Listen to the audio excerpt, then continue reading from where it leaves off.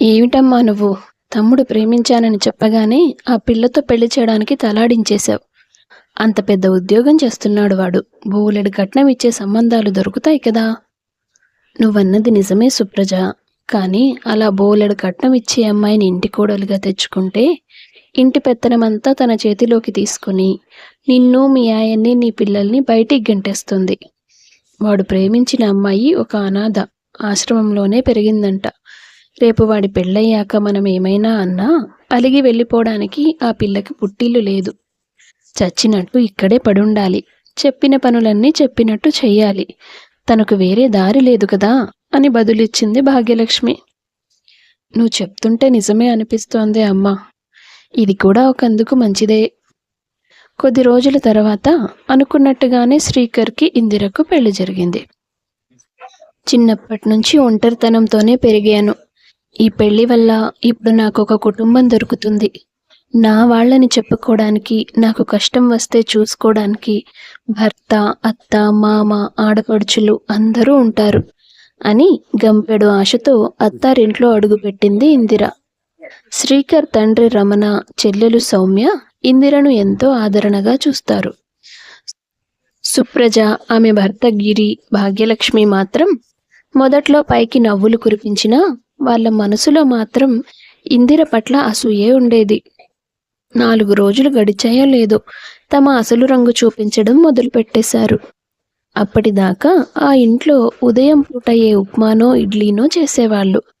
మధ్యాహ్నానికి రాత్రికి అన్నం వండి ఏదో ఒక కూర చేసి సరిపెట్టుకునేవాళ్ళు. అయితే చేసి పెట్టడానికి కోడలొచ్చేసరికి ఆ ఇంటి మెనూయే మారిపోయింది. చూడమ్మా ఇందిరా, మనది ఉమ్మడి కుటుంబం కదా. మనుషులు ఎక్కువగా ఉన్నప్పుడు ఆశలు కూడా ఎక్కువే ఉంటాయి. ఒక్కొక్కరు ఒక్కొక్క రకమైన టిఫిన్స్ ఇష్టపడతారు.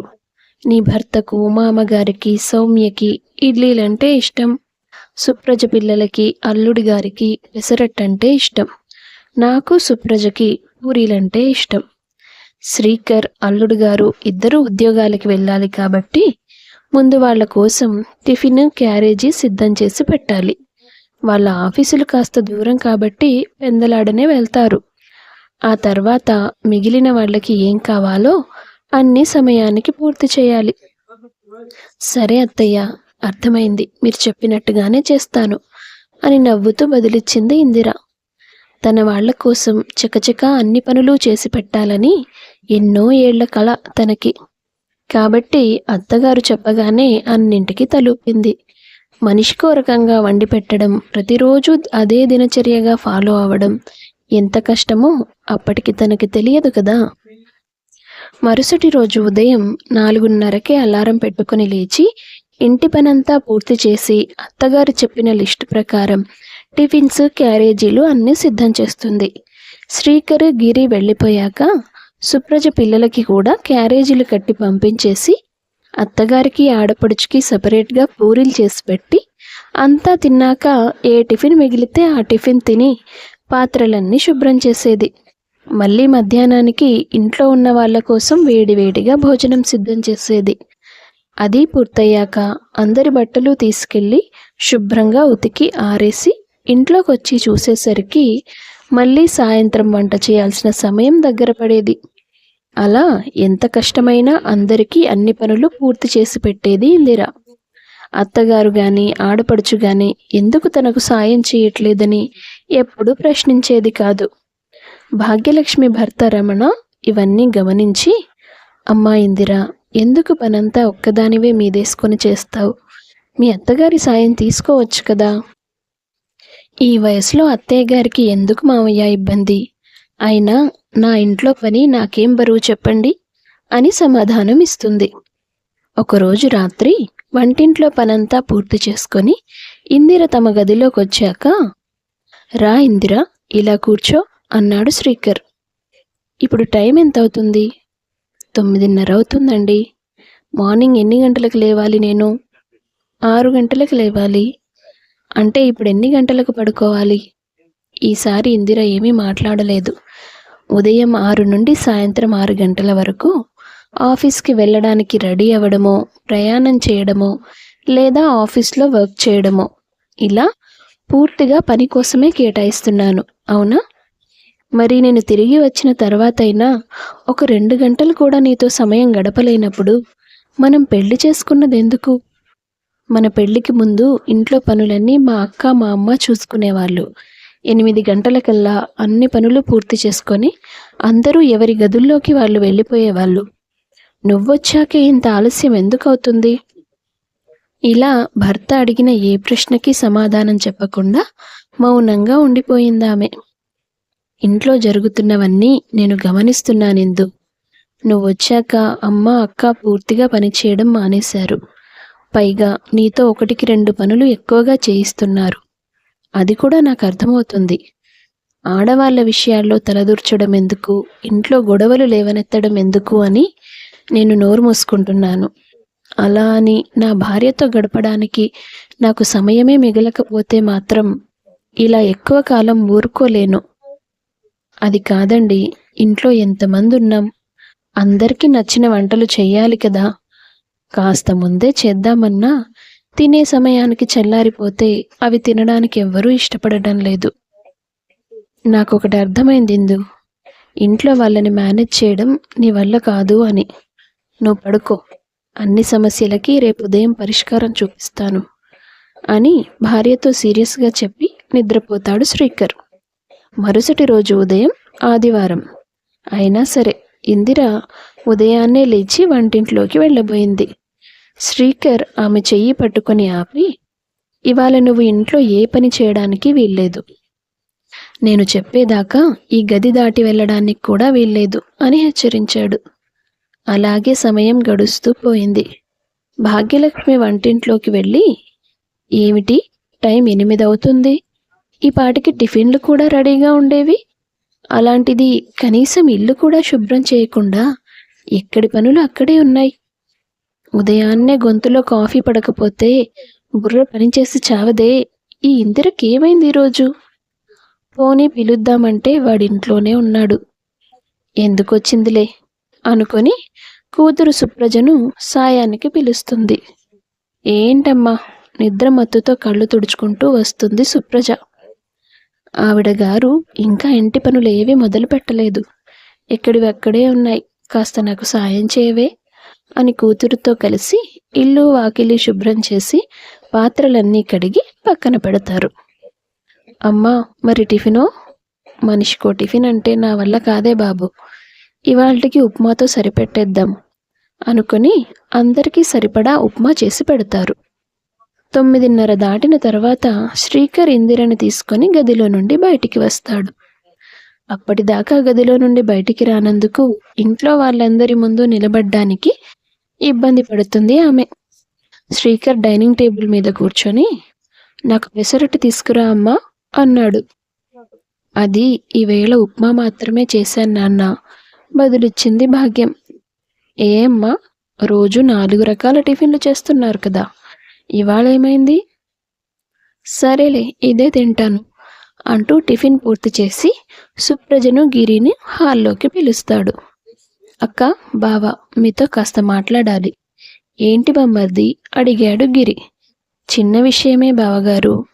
ఇంతకు ముందంటే నేనొక్కడనే కాబట్టి నా సంపాదనని దాచుకోవాల్సిన అవసరం లేదని అనుకునేవాణ్ణి. కానీ ఇప్పుడు నా మీద ఆధారపడే భార్య ఉంది. రేపు మాకు పిల్లలు పుడితే అనుకోని ఖర్చులు ఎన్నో ఉంటాయి. కాబట్టి ఇకపై ఇంట్లో సామాన్లకి, మీ అవసరాలకి మీరే డబ్బులిస్తే బాగుంటుంది అంటాడు. శ్రీకర్ మాటలకి అక్కడున్న వాళ్ళందరూ ఒక్కసారిగా అవాక్కవుతారు. గిరి నెమ్మదిగా సుప్రజ చెవిలో, ఉన్న డబ్బంతా పోగేసి ఫ్లాట్ తీసుకున్నాం, దానికోసం చీటీపాట పాడాం కదా, ప్రతి నెల జీతమంతా దానికే పోతుంది, ఇక ఇంట్లో ఖర్చులకు ఇవ్వాలంటే ఎలాగే, నువ్వే మీ తమ్ముని మేనేజ్ చెయ్యి అంటాడు. శ్రీకర్ అది గమనించి, ఏంటి బావా, ఏదైనా ప్రాబ్లమా?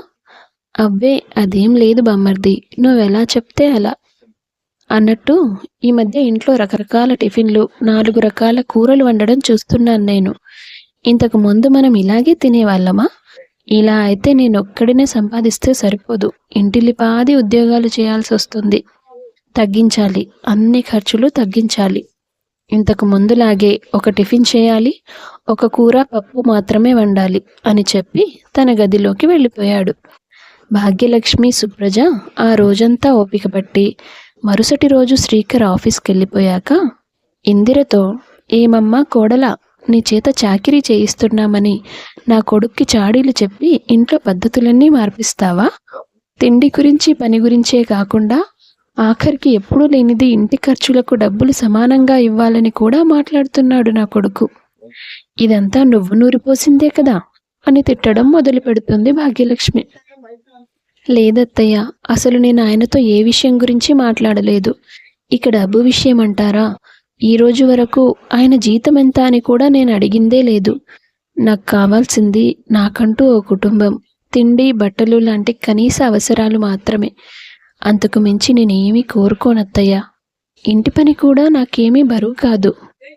ఏంటి, చేసిందంతా చేసి నా తమ్ముడి చేత నువ్వు అనుకున్నదంతా చెప్పించి ఇప్పుడు సెంటిమెంట్ డైలాగులు కొడుతున్నావా అంటూ దీర్ఘాలు తీస్తుంది సుప్రజ. అయ్యో లేదు దినా, నేనెందుకు అలా చేస్తాను? మీరు నన్ను అపార్థం చేసుకుంటున్నారు. ఆహా, మాట చూస్తే వెన్నపూస, మనసు చూస్తే కారపూస అన్నట్టు ఏం వగలిపోతున్నావే. నీ నంగనాచి విషయాలు నాకు తెలియదనుకుంటున్నావా? అసలు నిన్ను ఇంటికి కోడలుగా తెచ్చుకొని నేను తప్పు చేశాను. నడు, నువ్వు బయటికి నడు. నా కొడుకు వచ్చాక నేను ఏదో ఒకటి చెప్పుకుంటాను. నువ్వు మాత్రం ఇంట్లో ఉండడానికి వీల్లేదు. ఇంకా నువ్వు ఇక్కడే ఉంటే ఇంట్లో ఎన్ని గొడవలు సృష్టిస్తావో నాకు తెలుస్తూనే ఉంది అంటూ తల్లి కూతుర్లు ఇద్దరూ కలిసి ఇందిరను బయటికి గెంటేస్తుండగా గుమ్మం దగ్గర నిలబడి ఉన్న శ్రీకర్ను చూసి భాగ్యలక్ష్మి, సుప్రజ ఇద్దరూ షాక్ అవుతారు. శ్రీకర్ కోపంగా ఇంట్లోకి వచ్చి, నిన్న జరిగిన దానికి మీరు తనని అపార్థం చేసుకుంటారని నేను ముందే ఊహించాను. కానీ నా భార్య అంటే మరీ ఇంతగా విలువ లేకుండా అవమానించేంత చులకన భావం మీలో ఉందని నేను ఊహించలేదమ్మా. చాలా అమానుషంగా ప్రవర్తించారు. తను మనమే సర్వస్వం అనుకుంటోంది. మీరెన్ని పనులు చేయించినా ఏ రోజు కనీసం తను విసుక్కోలేదు. అలాంటి నా భార్యకి విలువలేని ఈ ఇంట్లో మేముండదలుచుకోలేదు. ఈరోజే నేను ఇందిరని తీసుకొని బయటికి వెళ్ళిపోతాను అంటుండగా రమణ అక్కడికి వస్తాడు. శ్రీకర్ తండ్రిని చూస్తూ, ఏ నాన్న, నేను తప్పుగా మాట్లాడానా అని ప్రశ్నిస్తాడు. లేదు నాన్న, చెయ్యని తప్పుకు నా తల్లి మీద నా భార్య నిందలు వేస్తే అవి నమ్మి నేను నా భార్య చేయి పట్టుకొని ఇంట్లో నుంచి వచ్చేశాను. అలాంటిది నీ భార్యకింత అవమానం జరిగిన తర్వాత నువ్వు ఇలాంటి నిర్ణయం తీసుకోవడంలో తప్పేమీ లేదు. సంపాదించి పెట్టే కొడుకు ఇంటికి యజమానైనప్పుడు అతని భార్య పని మనిషి అవ్వదు. ఆ మాత్రం అర్థం కాలేదు మీ అమ్మకి అని బదులిస్తాడు. తన తల్లి, అక్క ఎంత చెప్పినా వినకుండా తమ సామాన్లు సర్దుకొని ఇంటి నుంచి బయటికి వెళ్ళిపోతూ గుమ్మం దగ్గర ఆగి, నువ్వేం భయపడకమ్మా, ఇంతకు ముందులాగే ఇకపైన కూడా ఈ ఇల్లు నా సంపాదన మీదే నడుస్తుంది. కాకపోతే మిమ్మల్ని చూసుకునే బాధ్యత మాత్రం నీ పెద్ద కూతురు తీసుకుంటుందని అనుకుంటున్నాను అని చెప్పేసి అక్కడి నుంచి వెళ్ళిపోతారు ఆ దంపతులు. శ్రీకర్ అలా ఇల్లు వదిలి వెళ్ళిపోవడం భాగ్యలక్ష్మిని బాగా కృంగదీస్తుంది. దాంతో ఇంట్లో పనిభారం అంతా సుప్రజ మీదే పడింది. కొద్ది రోజులకే తను విసిగిపోయి భర్త, పిల్లలతో సహా వాళ్ళు కొత్తగా తీసుకున్న ఫ్లాట్కి మారిపోయారు. ఈ విషయాలన్నీ సౌమ్య ద్వారా తెలుసుకున్న ఇందిర భర్తను బతిమాలి ఒప్పించి తిరిగి అత్తారింటికి తీసుకెళ్తుంది. కన్న కూతురే అయినా సుప్రజలో ఉన్న స్వార్థానికి, కోడలు ఇందిర మంచితనానికి మధ్య తేడా ఏంటో భాగ్యలక్ష్మి అర్థం చేసుకొని కోడల్ని క్షమాపణలు కోరుతుంది. అయ్యో అత్తయ్య, మీరు పెద్దవాళ్ళు, ఒక మాట అంటే నా తల మీద కిరీటం ఏమైనా ఊడిపడిపోతుందా ఏంటి? అవన్నీ గుర్తు చేసుకొని మీరు క్షమాపణ అడగాల్సిన అవసరం లేదు. ఇక ఎప్పటికీ మేము మీతోనే ఉంటాం అని చెప్తుంది. తన తల్లికి, భార్యకి మధ్య సఖ్యత కుదిరినందుకు శ్రీకర్ కూడా సంతోషిస్తాడు.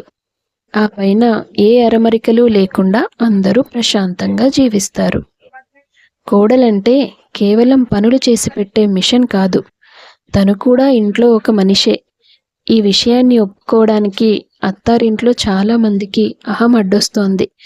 ఇప్పటికీ ఇలాంటి పరిస్థితి కొనసాగడం నిజంగా బాధాకరమే. కథ నచ్చితే వీడియో లైక్ చేయండి, తప్పకుండా ఛానల్ను సబ్స్క్రైబ్ చేసుకోండి. అందరికీ ధన్యవాదాలు.